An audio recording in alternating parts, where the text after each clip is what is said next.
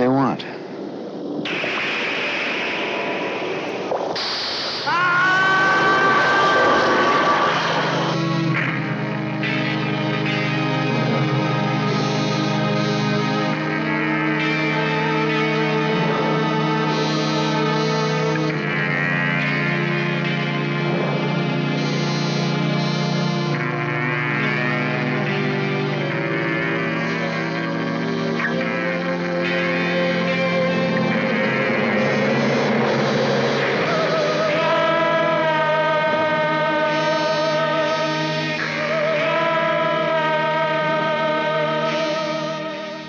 What do you know about Phase 4?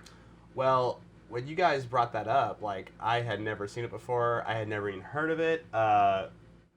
Weirdly enough, though, I've heard of Saul Bass because he is an incredible, what would you call him, a graphic artist, I guess? Title designer, Title designer? poster artist. Yeah. What did you know about Phase 4? The only thing I knew about Phase 4 was that poster, because I'd always sort of avoided the movie for whatever reason. That poster, iconic poster with the hand and the ant that I'd seen so often, and but I just never dived into it until now. What but, made you? What do you think made you avoid it? Was it like 250s B movie or looking or? You know, like I'm not a huge sci-fi guy, and I just didn't know if it would be too sci-fi, too less horror for me. But it wasn't. So you know. Yeah, so I would say I'm more sci-fi. I think. Well, I used to be anyway. Yeah. When I, growing up, I was definitely like a Matrix kid, definitely into Starship Troopers and like. Would you like to know more? Yeah. Anything science fiction was my jam. And then as I got older, I started watching, you know, the like movies like Them and Creature Features and older stuff. And so when I first heard about Phase 4. It was well after this, so I should probably back up. In 2012, there was the rediscovering of the ending sequence of this film. Yeah. It's funny to start at the beginning. You really have to start at the end with this thing. And I love those stories. Yeah. Yes. So I'm not sure who found it, but it was brought to Cinefamily. Cinefamily had a screening. Yeah, Cinefamily or the New Beverly, or are they the same thing? I'm not sure. I'm not from LA. But the New Beverly, the Cinefamily had a screening where they played what would be the director's cut, posthumous director's cut, I guess, of Phase 4 with the original ending that was unfortunately neutered by Paramount, right? Yeah, by the distributor, who I have no idea why. Like, you watch the film and then you watch the real ending and you're like, why did you cut that off? Like, this movie is like a prime example of something that should have seen the world, like, being totally neutered, totally. For lack of a better word, just totally castrated. Right. This movie like would have been something for the ages. This would have been in the pantheon of classic film. It rivals. I mean, this is not hyperbole. It rivals all the people he was working with as a title designer. Which are some legendary people. Yeah, right. Kubrick, Hitchcock. I mean, he got his start. Saul Bass got his start as a title designer for Otto Preminger. And he was a great filmmaker coming along the ranks with Billy Wilder and these great directors of the 50s and 60s, even dating back to the 40s. And he kind of basically ushered in this new era of making the opening titles of movies important. Before they became collaborators, you would go to a movie and they might not even open the curtains for the titles. The titles would play on the damn curtains. Yeah. Otto Preminger had to send a letter with his film when he got A Man with the Golden Arm. When they made the opening titles for that, he was so proud of it that he sent a note along to all the projectionists where it was playing to open the damn curtains for the titles. Unreal. You know, it's like hard to think about. I was gonna say it's Kinda insane crazy. to think about that wouldn't even be a part of the Yeah, experience. but you imagine like small town America not giving a crap, not understanding. The movie's not started yet, so just leave them closed. For me now, it's more like fast forwarding through the 17 production companies that Yeah. made the movie. You know? Yeah. So yeah, we might be in another era where Yes. titles may Yeah. need to come back or something. Yeah. But yeah, you wouldn't think like all the titles we have nowadays that we take for granted, and over the years that we've beloved, like Seven and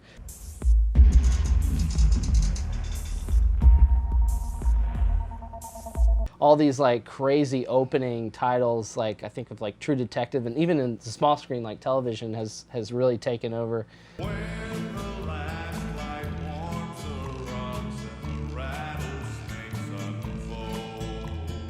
It's really this important thing that kind of sets the tone for your film and kind of really gets the emotional side of things like expressed with score, with imagery, with the titles. I mean, you wouldn't think like a font would have some kind of power over you, but Right. it really does have an emotional impact. It always has when you think about it. And it's not just font, it's all these elements. Yeah. And he's really designing that all Yeah. from scratch Yeah, every and- single time. Sure, and case in point is like, you know, there are titles that we love, like the Friday the 13th Coming Towards the Glass. Yeah. Friday the 13th.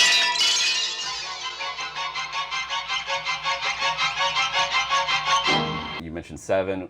Take those titles away and watch those movies without those titles. It's and like then, a and cold then talk open. about whether they're important or Yeah, not. every Yeah. movie is a cold open. Right, And a right. cold open has an effect, but Sure. some movies don't work that great with it. Right. And they kind of like fall on their face, you know, as a Yeah. result. But these opening titles really set off Saul Bass's career because not only did he reestablish like the point, but they were so freaking good, and he was unbelievable. untouchable, and he really got a jump start on his career Yeah. doing that. And Hitchcock took notice, and he made the titles for North by Northwest, Vertigo, movies you can't really picture what they look like without those titles anymore. Like if you try to picture like a Vertigo poster without Saul Bass, it's just, what would it even look like? Yeah. And then I think Hitchcock took notice that he was talented as a storyteller, seeing that these were really elements of the film now, not just titles, that he came on Psycho, and honestly, if it wasn't for Saul Bass, that shower scene might not have been as powerful. Like he was there as a consultant, and that knife actually never plunges into that woman. Yeah. There's a little like blood inferred on the ground, like, or on the tub. But she's never actually stabbed, but all of our memories is she's just like Texas Chainsaw. There's barely any blood. Yeah. It's just really effective filmmaking. Yes. And Saul Bass knew how to do that and was a consultant on that film, and not just as a title designer. Yeah. So this guy has had his hands in everything. And then into the 80s, 90s, and still like started working with Scorsese later. But in the middle, he was working with Kubrick. And he had this long collaboration that would all these back and forth conversations, getting through iterations, and you could see that with his Shining poster, and that being like a really big, noticeable like exclamation mark in his career. Yeah. And even, it's funny, I don't know about this any other poster artist, but even his like mock-ups are famous for that. Like everyone has seen That's all how these mock-ups. you know how good it is. Yeah. If his rough His drafts. rough drafts, are- they're all Yeah. they're all gold. Yeah. You know, and like Stephen King, in my opinion, it's amazing, but it's not even my favorite. It's like, you know, what not Stephen King, what Kubrick chose is not even my favorite. Sure. But so like he's working with the top dogs, like the masters of cinema, that still have not been eclipsed, you know, to this day, and probably will never be.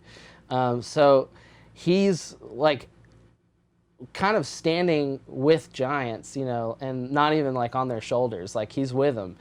And then he gets the opportunity, him and his wife, who has been a constant collaborator, Elaine, they get the opportunity to make this science fiction film. And I think it was like tossed around in Hollywood a little bit as like a kind of like, oh, I've got this idea for an ant movie, you know, like there was like this period in the early 70s before Jaws that was kind of like creature feature, kind of like let's like see what these new Mavericks can like pull off Right. with science fiction and a low budget. Right. And they kind of were, you know, just like Hollywood always is, experimenting and trying to feel some things out.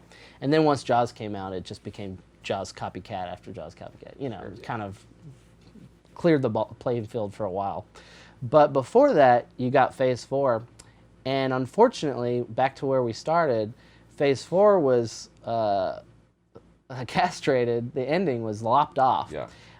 For whatever reason, we don't know, the distributor took off a chunk of the movie that, in essence, is Saul Bass's reflection of his experience with 2001 and Kubrick.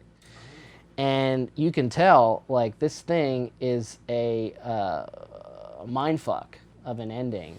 And maybe we can leave it at that and get to it once we talk about the rest of the script. But knowing that, and knowing that it was this amazing thing that no one saw in 1974, and no one really saw it until 2012, when it was rediscovered and Cinefamily put a print together, and then now it's starting to show up on Blu-ray 10 years later.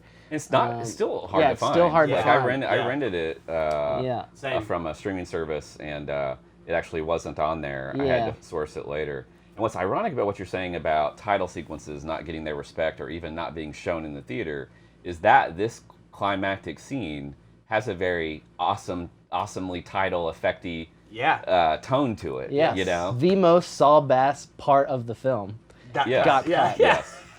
It's absolutely tragic. It's the worst nightmare of a filmmaker. Yeah. Like, and it's no wonder, and we can only speculate that that's the reason.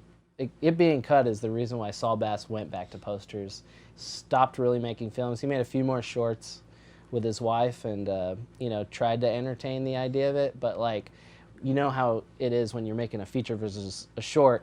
A short is not financially gonna do anything, so you can do whatever you want. Yeah. So he made a few shorts and could do whatever he wants because he knew that could possibly lose the ending again of his next film. Yeah.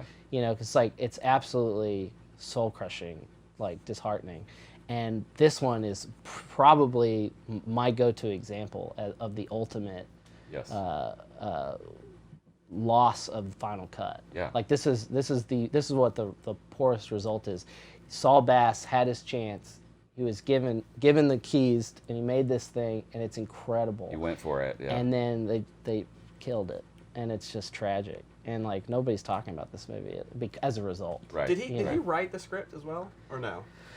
Saul Bass did not write the script, but just such a visual filmmaker, it came alive because of Saul Bass and his creativity. Yeah. I don't think anyone could come close to making an ant movie this interesting. I know the guy who did write the script wrote a lot of sci-fi stuff. He wrote a movie called Future World, which was kind of like, I remember the poster saying something about, you know, you thought Westworld. It's a sequel to now Westworld. Future World. Yeah. And I just watched Future World not too long ago, and it's okay.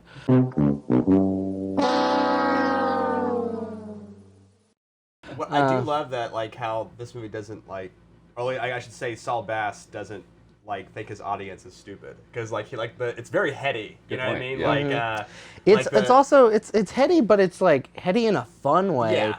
You're not, like, confused when you watch it. But when they say these terms, you're like, wait, but you kind of, you pick up the pieces. I was kind of afraid to, like, recommend it at first, because the first time I watched it, I don't know if I was paying a whole lot of attention to it, but it started to feel kind of like a slog the very first time I watched it. I was like, there's like 85% of this movie is just two scientists, but it's really not the case. It's really not true. And so when I was recommending, I was like, I don't know if everybody's going to like this one because it is real heady and everything. But they end up, this latest rewatch, I had so much fun with this movie. There's so many beats, like, there's a movie called Wild River by Elia Kazan where this Montgomery Clift plays this character who has to get these families off of the river that's gonna flood, and he's trying to like pay them off and buy them off, and he can't get these budging families. And that was a real thing back then where people still don't want to like abandon their home even if it's just a short amount of time. And that part in the movie when he's talking to these farmers and there's like you guys gotta get out of here. You know, I got callbacks to that Wild River, and there's so many other instances like that where classic film has like come out of this film in little moments and little beats like that. Yeah. But you really feel for those farmers when they start. You know, you understand their stubbornness, Yeah. and it's not just them being assholes. This is Right. where they live, Yeah. and they naively think it's just a bunch of ants. Exactly. Yeah. Evacuation? What's this all about, anyway? Why, this isn't right. They can't just push us off our own Didn't you land. hear what the man said? It's for our protection. They Infestation, underestimate, yeah. and Saul Bass sets up all these moments that show humans underestimating their enemy. Yes, here. yes. And that's like the best primer is watching them go down so quickly. Yes.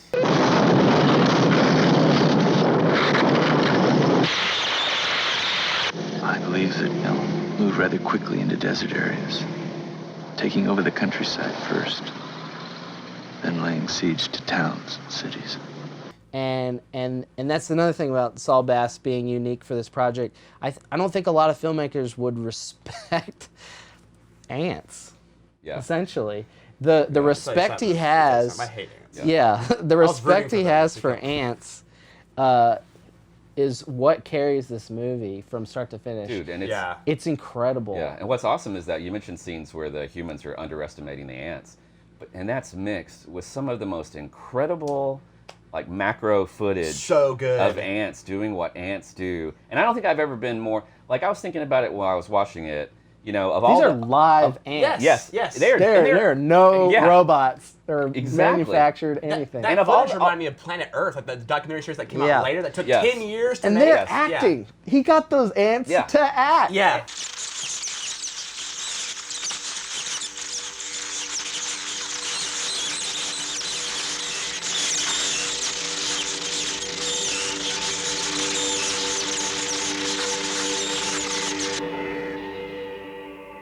And have you ever like What do you do? Like give him Yeah. like sugar? And he was like, hey.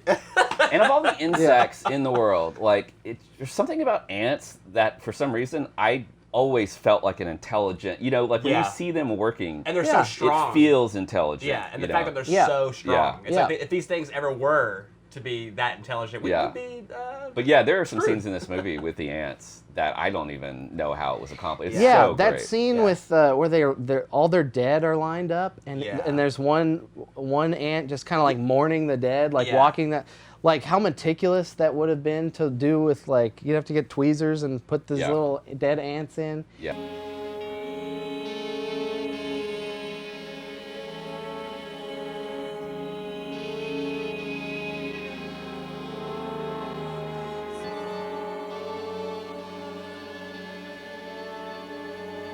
And then the sequence where the ants take the poison Yes. and That's a take it great back to thing. the queen, and each one gets it a little further and then dies, That's and then the amazing. next one takes Yeah. it. And that hive mind mentality of they all know the mission, Yeah. and Yes. no one's communicated, Yes. or they have, but we don't know how. Yeah. And that alienness to it of it all, like the humans just desperately, one of the humans anyway, desperately wanting to communicate with them, Yes. and the other person seeing them as an enemy to be defeated, not in a militaristic way until the end, but Yes. but really just trying to learn how to control the population. He wants full control, whereas the other one wants communication. It's that Yeah. classic day the earth stood still. It's like, do we talk about him or do we fucking kill him? Yeah. You know, Right, and or talk to them, you know. And so it's that classic like alien communication and what becomes of that, you Right. know, when you choose poorly. And the movie, like beat by beat and character-wise, with the daughter of the farmer, Right. she's just great. I think British actress Yes. who Saul Bass wasn't in love with her accent, so kind of kept her a little dialogue free. We talked about that. They kind of toned her down a little bit to Yeah. make up for it. But I think it actually, in a way, kind of Works works. I think so, too. because she's Yeah. more docile and And I you- not mean that. And she's a great actress, so Yeah. you see her emotions. And part of the ending that they snipped off the back has a portion of her reacting to understanding that these are intelligent creatures and that they're deadly. and her making the connection, like she has a flash where she remembers just earlier when she broke the framework or whatever they were building in the testing the ants in the lab. She like kills a bunch of ants. They might be angry at someone who did them some harm. But what would they do with that person? Yeah, out of anger, Right. because they killed her family. And her reaction, she has a flashback to, and like freaks out, like, oh no, like I've done something to piss them off, and now they're gonna come for me. And that ends up being the catalyst for her to essentially commit suicide and save the other two. She's like, I'm doomed, they're gonna kill me.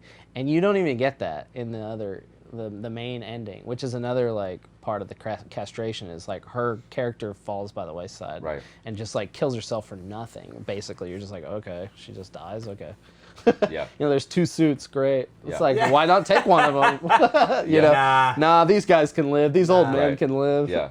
But the central conceit about one person having, or 2 scientists, coming from different sides of the field and wanting different outcomes, is this reverse buddy comedy. There's no comedy, and they're not buddies. So it's like, No. No, but they're they amazing gotta work contradiction. together. Yeah. And they're there's constant juxtaposition, and just great building blocks for the story to elevate and get crazy. We are faced with a power that has appeared and is exerting itself. We have the opportunity to study it, to learn from it, to teach it its limitations. We can, in a word, educate it. And every single turn, it's them versus us. It's a football match almost. You're watching the ants get a leg up when they knock out their AC and start cooking them, and they Yeah. realize they're cooking their computers, and Right, they can't right. run after a certain temperature. Right. And like, and they see them, and they had set up the Towers. heaters, and Oh, sorry. so they figure out a note or a frequency that can blast their Love their that. amazing they look ornate and alien Yeah. and Kubrickian's like monolith things out in the desert. This is where Saul's like, Oh, yeah. Artistic eye, more Kubrick than Kubrick in a way, really starts to come in. And, Oh, yeah. yeah, Oh yeah, his compositions are like next level. yeah. It's And like you said earlier with the ant compositions and macro photography and videography or whatever, he got Ken Russell's DP for a little while. He did Tommy and a couple other movies is who he got for this movie, and he's really great. And some of these shots, like the split focus shot with, it was done with back projection, but it was like, this ant in the foreground, right. Yeah. and she's in the background. It's like, how do you make that ant like a puppet? Right, Right. right. And photograph Yeah. it. And like with back projection, with her reaction, like we're talking like days of effort to get a shot. Right. Yeah. That's not something you get on a whim. Like, oh, let's set it up and Yeah. just get it. All that is meticulously Yeah. planned. And then you're getting these incredible ant hill like shots where they built all these tunnels to make it all like work, and it's insane. Like, and it's all, you take it all for granted while you're watching it, because at first it feels very documentary, Yeah. because it Yeah. looks just like Natural Geographic. It does, yeah. Because back then that's what they had to use, those same lenses and everything that what they would have used on National Geographic. But they use it in a narrative sense, and it's like once you realize that he's getting these ants to perform and to do exactly what he wants, it's like, oh shit, this is like this is like those old sideshows where they had an ant farm, but like to the millionth Yeah. maximalist, but maximum. But Saul Bass, that's what I think is so great about this movie, is Saul Bass's creativity to just not make any old ant movie with some like stock footage from National Geographic of ants and be like, cut to it. That's kind of was the problem I was thinking recently watching the new Top Gun, was the first one, they didn't use stock, they shot all that stuff, but they didn't really shoot it like in a sequence. They kind of like captured a whole bunch of Sure. Right. B-roll from like mostly one perspective sometimes, and it really feels like that in the first Top Gun, whereas the second one, everything is a story beat. It's like all designed, and Yes. it really feels far more effective in this new sequel. And Phase 4 has got that same exact thing. You're confused because you think it's just National Geographic footage, but it's all like purposefully like story driven. Yeah. Every shot It's all makes pushing sense. the story. Yeah, and it's like incredible Yeah. just to Yeah. think about that on that level. And it's helping to build the tension in this movie. Because some people might See start off them with as this an movie enemy. and think that this movie is talky at first. Yeah. But there's really an underlying sense of dread through this Yeah. whole movie. Yeah. And watching the ants work, you're left to try to fill in some of the gaps in regards to, what is actually about to happen here. It's easy to follow, but it leaves you with those good question marks. It's a great mystery for quite a while. Yeah, and I love how it's still kind of a small movie too. Like there's the lab, Yes. there's the farmhouse, and then that's pretty much it as far as locations. Yeah, it's a really And I love that. Right. well-made, low-budget movie. Yes. Right. And yes. their compound is so So cool good. looking. Yes. And he shoots it in such a way that it's like Yeah. he doesn't care, like he's got these one-point perspective shots like Kubrick, but his symmetry is just beautiful. Yes. And it's like God, it's such a shame that ending was cut off. But let's get to the ending because Yeah. you can watch this movie. We can tell you everything you need to know to not watch this movie, but this one has to be seen because of this ending. It's so tragic. This ending is so next level. Like, the movie is nothing compared to its ending. The movie is amazing, and it's nothing compared to its ending. This ending starts with a revelation by the character, and that's how the cut version of the movie ends, is with this revelation. Yeah. Which is like, Because I don't know, I've said it a million The times, version I but- saw, I believe, was the one that was neutered, right? If I recall, Yeah. because the end was basically, it was him, understanding that the ants are in control and we're waiting on their orders, basically. Mm-hmm. Like, which Right. I thought actually Right. wasn't that bad. But once I looked up the original ending, but what I does was like, that mean? yeah. What does that Exact- mean? and- Right. and- You know, and you that's realize where- like, yeah. That's where this That payoff cool is missing. ending It's actually. It's like here's what Yeah. here's an ending that's leaves it up to interpretation. Yes, You know, yes. like for instance, like Inception. Yeah. Like the thing keeps spinning, and that's a great ending. Yeah. But Saul is an artist, and he wants to show you what that world looks like Yeah. because he wants to remind you that this is an intelligence that, like God or like whatever you believe in, is some kind of intelligence you'll never understand with your human brain. And so with that in mind, he shows you through his vision and through his imagery, he shows you what ants might envision for humanity and some kind of symbiosis, but it's also so foreign and scary, we don't know and cannot, even though we watch the ending, you can watch it 1,000 times, you'll never comprehend what the ants envision for us to coexist. And that's the greatest conceit or greatest reveal of the movie is when he's like, you know, we're awaiting orders essentially. He says, oh, they want us, but not in the way that the movie leads you to believe, like they want us like to like as slave labor. They want us to coexist. They were looking for the highest order of intelligence on Earth through all these tests that the lab was for. They thought their lab, which they built as humans, was to facilitate the final solution for this. But the ants, if you so choose to believe by watching this movie, the ants made them build a lab, made them take all these tests, and made one of them pass it or fail it. Yeah. And if they passed it, that told them that these humans were worthy Yeah. to be coexisting with the ants. Yeah. It's the And ultimate that's the test. greatest Yeah. twist It of is the so movie. trippy. Yeah. Because this alien force of the ants at this, you know, the beginning of the movie starts with an eclipse, and you get a little taste of that intelligence. Yeah. And it's Kubrickian. It kind of starts at the beginning of time and type thing, you know, and it's coming from space, you know.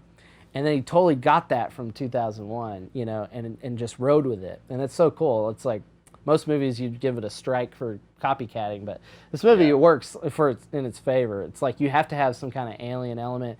And I usually am the first one to complain about going to aliens as like a cop-out.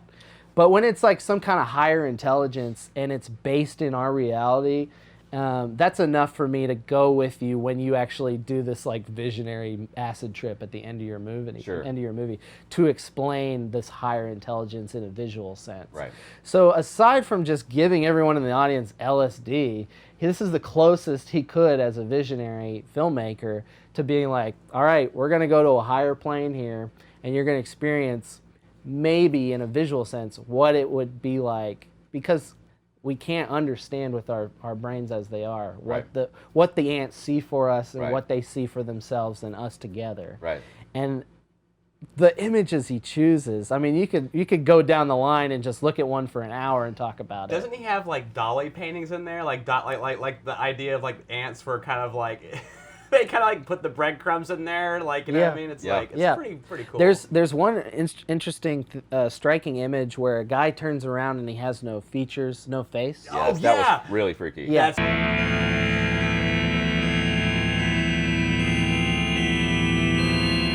So creepy. And if you think about that, for me, that kind of resonated with what you've been watching the whole time with this. Ants don't have the ability to they have this hive mind, this ESP almost. Yeah. And you're kind of like, what if we're more intelligent if we cannot communicate with our normal senses? And you erase all that. You know, when somebody goes blind, their hearing picks up the difference and they become stronger hearers or better tasters or whatever. You know, their senses increase. So what happens when you remove all senses? You know, your mind increases to the point where you find a whole new way to communicate that's beyond the six senses. You know, stuff like that. Yeah. That's all wrapped into a 1 second, you know, like a shot. Yeah. And there's just tons of those. Right. Now, There's so much packed into that. Did they ever say why they cut it? Were they afraid that it was like a controversial thing? I don't think to me it doesn't come off that way. It's been too long. You'd have to interview someone who is involved to understand the reasoning. But they just saw it as just like too trippy, I guess. Yeah, so it almost weird. comes off as them just not having confidence in the audience. Yeah. That they should They're like, leave this it is in. too They weird thought the or audience whatever. was dumb. Yeah, definitely. Which is unfortunate. Yeah. And I got to say, I mean, guys, like if you watched Phase 4 on TV, late night TV, like before 2012. You should definitely try to watch it again because it changes the whole film. Yeah. You know. And iTunes, I think, is the only one in the States, or Apple TV. Yeah. But I don't think they'll play it. It's like still a bonus feature to watch the right ending. Sure. I don't know why they just don't correct it and just put that as the ending, and the I other think- one as the 74 ending. Yep. If you really like have to, I think YouTube might have uploaded the original ending. So if, like, It you is watch on there the now, so movie, you can watch it. You know, here on I YouTube recommend if you it, want. because Yeah. I didn't know I watched the wrong ending until after the fact. 'Cause I Yeah. texted you and I was like, yeah, that was a crazy ending, and you were like, well, did you see this part? And I was like, wait, what? Yeah, and if you're a fan of great credit sequences, you know, whether it's Saul Bass's or someone else's, this movie might be the ultimate credit sequence in a sense. Yeah. You know, Yeah. it's the most unique way to use It's just as one. cool as 2001. Yes, Like if yes. 2001's your jam and you haven't been fulfilled since you watched 2001, Right. like try this one on. Like this is Saul Bass, who wrote the book on title sequences, and it can show you what you can do in 1974 with the technology they had, and it's incredible.